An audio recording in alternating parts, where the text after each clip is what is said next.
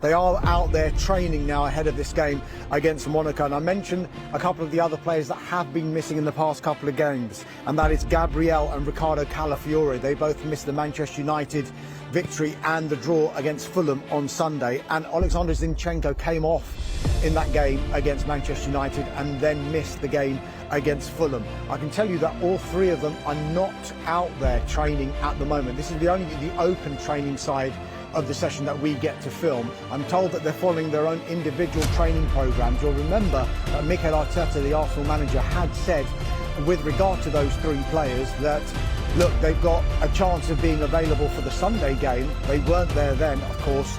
They'll be in contention for Wednesday, but that will really depend on the physios and the doctors. Another player who isn't out there at the moment is Julian Timber.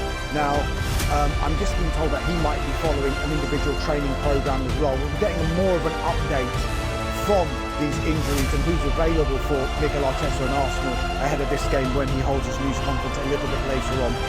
Mark, let's get to the title race then. Interesting weekend in the Premier League, title race sort of storyline. Lots of drama, lots of movement, and the leaders, Liverpool, didn't even play.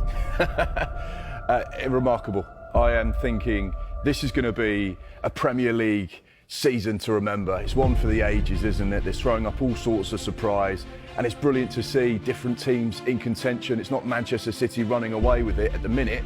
They look least likely to go and win the Premier League title when you compare them to the other sides, particularly with a gap. Let's take a look at the situation with regards to the top four at the moment in the top flight. As you can see, Liverpool still out in front. They've got a 4-point gap to Chelsea, but of course they have a game in hand. Didn't even play this weekend because of Storm Dara, but you'd have to say still very much the favourites, and they are the team to chase. You can see Arsenal in third, a missed opportunity there. Chelsea obviously won this weekend. Manchester City, missed opportunity to try and claw some points back. They drew Crystal Palace. So you can see the situation, the gaps between the sides. At the minute, Liverpool fans just need to keep their feet on the ground.